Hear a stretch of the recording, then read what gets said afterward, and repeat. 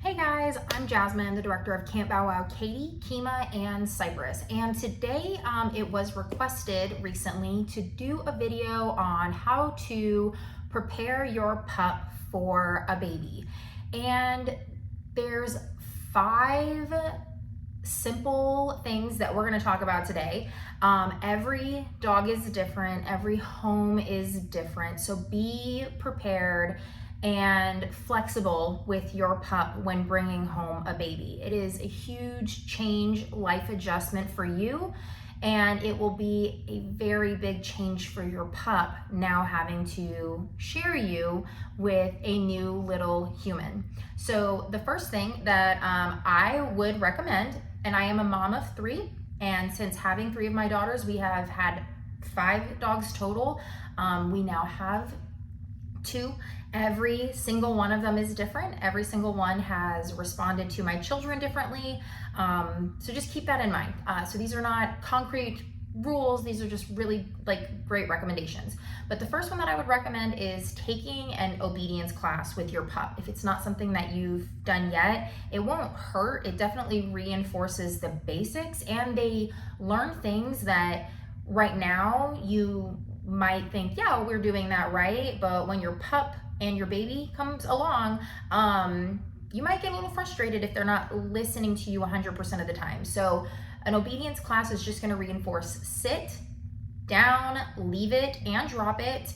And a big one is crate training. If you haven't crate trained, or even so when you on command tell them to crate or kennel. One of my dogs, she never crate trained, but I would say crate, and she would go to her bed, which was her safe space. So that is a huge one when bringing home baby, especially when you might be flustered or you drop something and you don't want them to put it in their mouth. Like, all of those things do tie back into their basic obedience training, and it will become very useful after you bring home that baby and you are exhausted and you just need your pup to listen to you.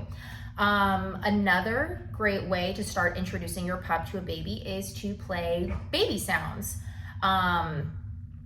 You can jump on any free Pandora, Spotify, you can Google baby sounds. These are new sounds for your dog. They may be scary. I would even recommend buying a baby doll, which today I have Baby Yoda for us. And you can just carry them around and shush shush. It's very helpful when you are bringing home baby for your pup to get used to you holding something, patting back, listening to those sounds. They're just as curious as you are to all the new things that this baby is going to be doing.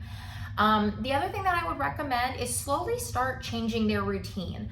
Right now, you may be fully employed, you're working, you get up at 5 a.m., they go to the bathroom at 5:30, you get home at 3:30, they get to eat dinner at 4. When you bring home baby, it is pure chaos. No matter how much of a plan you have set in place prior, it is chaos when you bring home baby. So start setting them up for a change gradually, because the last thing we want to do when we bring home baby is have them associate the baby with all of the change. They are still animals at the end of the day, but we love them like children, and they are part of our family. So they are very much into their own routines. The fourth thing that I would recommend is introduce your dog to baby items that you plan on having in your home. So today, my youngest daughter, because she is going to be 7 in a month, we no longer have a baby in the house, but she was kind enough to let us borrow her little doll crib, Baby Yoda and Baby Yoda's favorite Shopkin blanket, and her stroller. I had a dog who was afraid of wheels, bikes, cars, strollers. We would go on walks. Bust these things out. Get your car seat out. Put them in the living room, maybe on your coffee table, and start letting your dog see these items and smell them and get used to them. I do have a little pack of Scooby-Doos with me as my dog so that they can, sniff,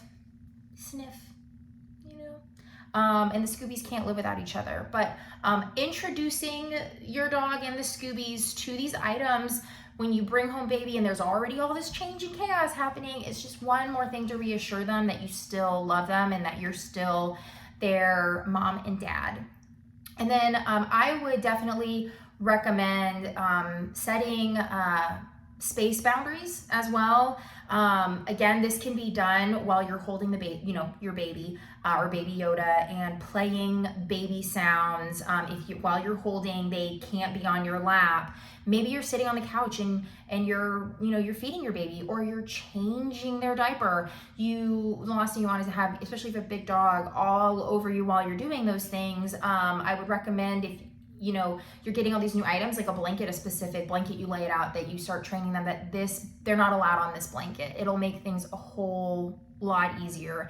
And then baby gates also help create that space. So if you don't want them in the nursery, you don't want them in the kitchen, whatever, gates are great unless they can jump over them, I suppose, but it does set that boundary that they're not allowed to go in there if you have those types of needs. And then I would just lastly remind you that they still love you no matter what, and you love them, and you're bringing in a beautiful new sibling for them to love now, and it will just take time for everyone to adjust. So I recommend starting all of this early so that you and your pup are ready for your new baby. Be the person that your dog thinks you are. I am Jasmine, the director at Camp Bow Wow Katy, Kima, and Cypress. Guys, have a good one. Bye.